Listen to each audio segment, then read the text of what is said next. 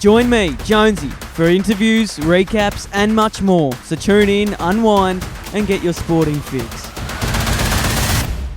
Welcome back everyone to the 28th episode of the Sporting Fix. I've been away for a little bit, so you've just been plonked with interviews and you actually haven't seen me for a while. So here I am on the couch by myself, like a loner, but we are ready to go. It's been a big week of footy with the Brownlow and the prelim finals and then the AFL Grand Final preview, and that's what we'll be talking about today, all those things. And we'll start off by the game that was Sydney and Port Adelaide at the SCG, the first prelim final.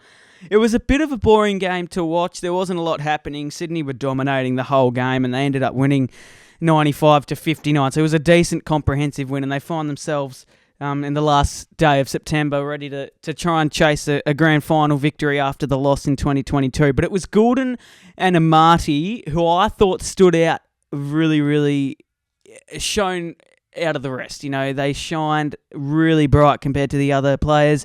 Amati kicked a few goals and Goulden got a heap of the footy as he does every week. And the thing that Sydney did that, you know, they have done the whole year, apart from the little mishaps they had in the second half of the season, I should say, was they owned possession again, and it's something they've been lacking for the last few weeks leading up to the finals, but they've got it back, and it's a good time to get it back. They had 75+ possession, and obviously when a team has possession and then you use it better, which is what they did, you're going to win games. It's as simple as that. And they had decent efficiency inside 50, and you get those boxes ticked and you win games of footy. You win games of footy in finals. It's what they did. The only good thing for Port was their stoppages. You know, the stoppage clearances were on song, but, you know, they're out of the season now. There's nothing really to look back on apart from they finished top 4 and they make finals, but again, for another season, they make the prelim and they fall short of the mark again under Hinkley. I think they should hold on to him. I think he's done really well for the club. He's just yet to get them on their hands on the silverware. So another season for Port where they've been so close yet so far and they didn't get the job done. And it's Sydney who will face the Lions, obviously, in Grand Final day on Saturday. The second prelim final, on the other hand, is a game that was probably the best prelim final I've ever seen and probably one of the best the game has ever seen. It was just non-stop, just pressure and fast-paced game and lots of noise, and just that. This is what footy is all about. It was a 10-point win to the Lions. The last quarter had everything. I mean, it was Geelong who hit the front. Then the Lions kicked 2 goals, and I mean, the pressure was so high. It was like a grand final at night time. Dane Zorko had 30+ disposals. Archie had 3 goals, and he kicked that big goal to put him in front in the last quarter off a step. A right foot snap straight through the centre. Cam Rayner, I've got his name written down, underlined, because what he did in that last quarter, he was so quiet building up to this last quarter. But in the last quarter, he stood up and he took a massive hanger and then he kicked a 50-metre bomb on the run on his opposite foot. He lit the game up above. Like, he lit the game up. It was insane to watch. It was like a jaw-dropping moment. The thing was, he's that sort of player. He's like a Cozzy Pickett where, you know he's so dangerous and he can be so dangerous, but, you know, it's just about when is he going to light up the world. And, I mean, he took 3 quarters to do it, but you're confident in him. You know he's going to do something special, and he did it in the last quarter. And it was only a matter of time. He was always going to do it. And, boy, they needed him to do it too. It was a goal that obviously put the game to bed. They were already up by 5 points, and then Cam Rayner kicked that goal on the run to get him up by 11 points. So Henry did well, but it was just a big win for Brisbane. And Fagan's Lions, they refused to give up. And to make 2 grand finals in a row is a massive effort, and I think people haven't really actually showed their appreciation to Chris Fagan and Brisbane as a club. They've sort of flown under the radar. They were picking up pace in the second half of the season after the bye. And they're into a grand final again And it's interesting because this grand final, you've got Sydney who lost in 2022, Brisbane who lost last year. These two teams, whoever wins, have got their redemption complete, and it's just a matter of who will win. But we go to the grand final preview, and it's Sydney who finished first and then Brisbane who finished fifth. So it's a decent gap, but the way they're playing at the moment, literally anyone could win. And it's always like this on grand final. You never know who's going to win. You never know who's going to win any game, but especially on grand final day, I feel like the ladder doesn't give Brisbane justice as to the way that they've played. It's literally first versus second, technically. I mean, the ladder you don't have to put much attention to. The way the Brisbane are playing, they are second or first. It doesn't really matter. These are the top two teams in the competition, and they find themselves in the last Saturday in September. Sydney play a fast-paced game. We know they do that, and they do that via their midfield. Goulden's pace, Warner's pace. I mean, the pace is the way Sydney want to play, and they want to attack the corridor. If Brisbane can shut that down, they win the game. You just put it to the bank. Brisbane shut down the pace. If they slow the game down, give them the cup, they're off to the showers. They're partying all night. They're having a big, big season. It's the thing that we've seen with Sydney. They had a little slip-up. They lost to St Kilda. It's because of the pace on the ball. When they're slow and there's not a lot of energy, Sydney are deplorable. The Lions, and Fagan will be telling them all week, if you shut the pace down and you destroy the momentum that Sydney have, you win games of footy. It's easier said than done, but it's not rocket science. And Brisbane have the team to shut them down. I mean, you've got Dunkley and McCluggage in the middle. You put them two on the two dangerous players in Sydney in the midfield and you win the game. You put Dunkley to Warner or you put McCluggage to Goulden, you win the game of footy. It's just a lot easier said than done because pinning those two players down, it is a tough job, and no one's been able to really do it so far this year. Sydney averaged 97.5 points per game. That's pretty much 100. It is so incredibly high that it's not even funny. And again, they base their scoring off a high attacking, moving footy off the back of their defence. Off half back, they push to the wings or straight through the corridor at a fast pace, and they catch the opposition off guard. So if Brisbane get them under 97 points, they are doing well, but still, 97 points will win your games of footy a lot, actually. So it is a tough thing to do. The Lions, though, their clearances, and especially their stoppage clearances, is where they're damaging. You've got their midfield, Neil, McCluggage, Dunkley. The big O popped his shoulder out, so he might not be in on Saturday, which is devastating for him. But their stoppage clearances, and this is the issue that Brisbane have. They've had the big O all year. They've had him all year, and their stoppage clearances, they base themselves off and they destroy teams, and they will destroy Sydney in stoppage clearances if they have the big O, which they don't. So this is an issue Brisbane have, and this is the exact reason why I think Sydney will win. The fact that their ruckman has popped his shoulder out in the prelim final, meaning he's going to miss Saturday, means there's a lot of things going wrong. And there's a lot of things needing to be fixed on Brisbane's behalf.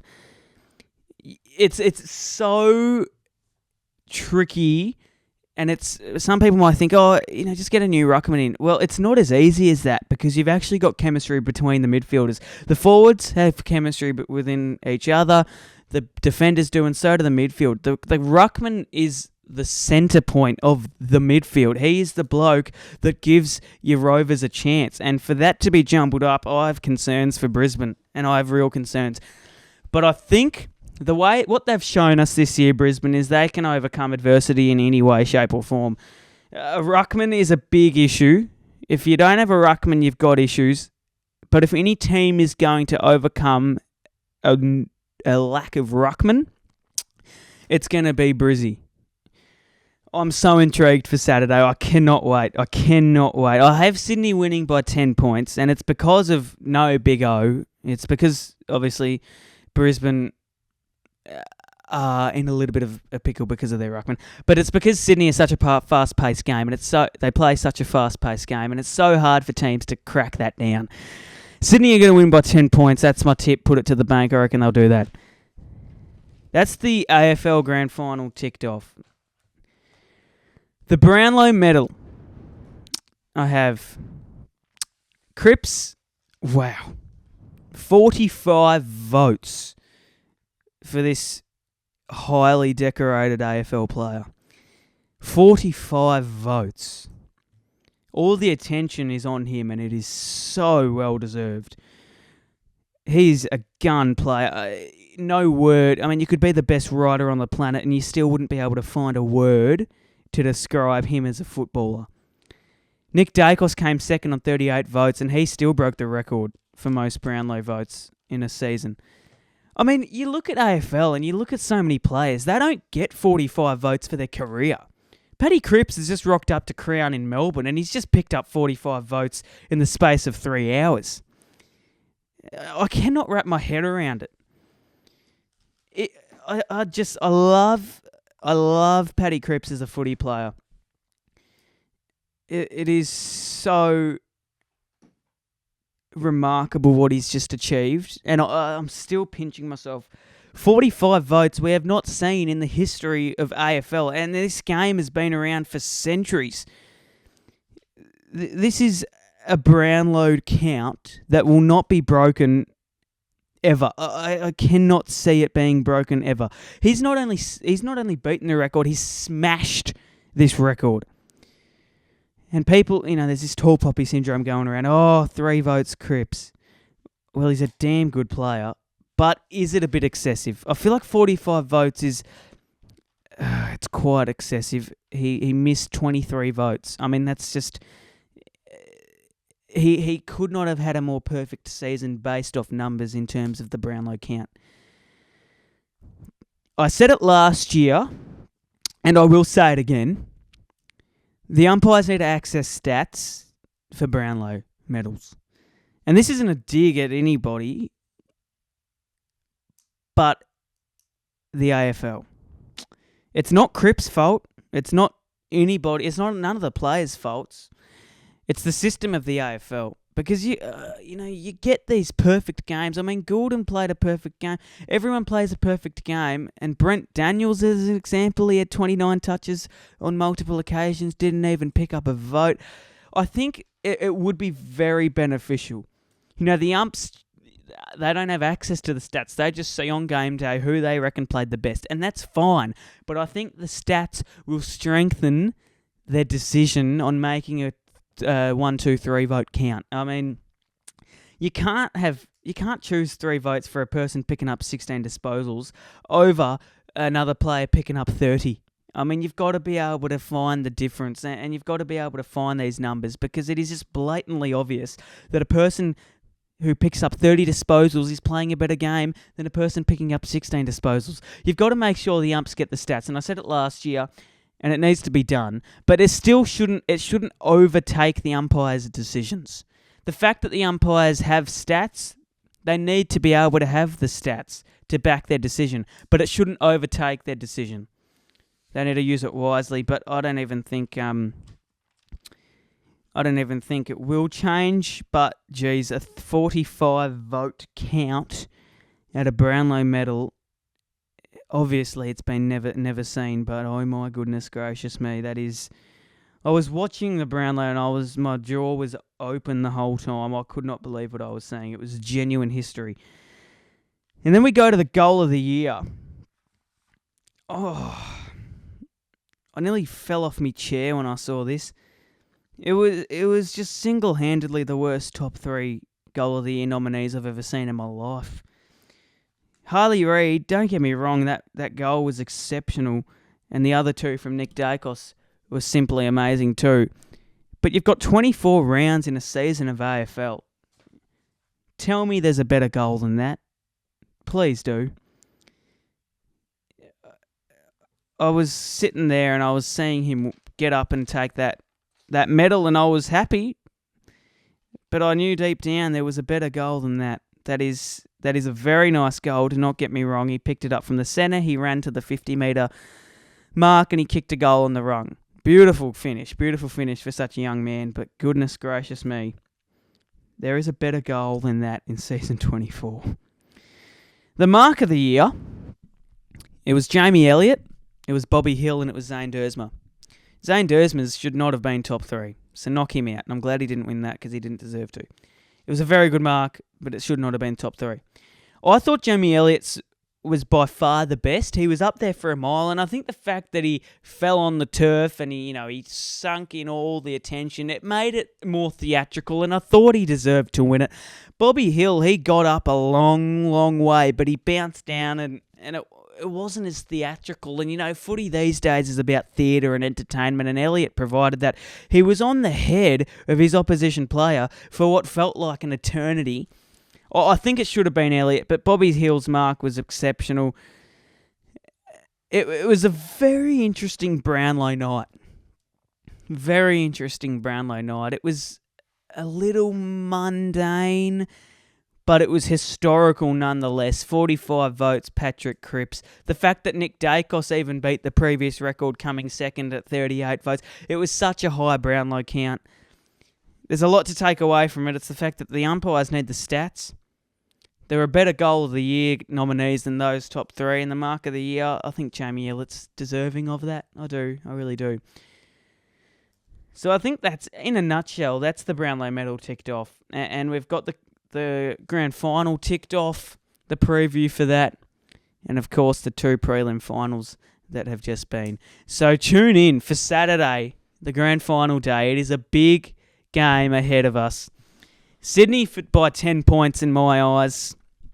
I'd love to see how it turns out. Thank you so much. A short little episode covering the basics and actually the necessities of a week of football that has been.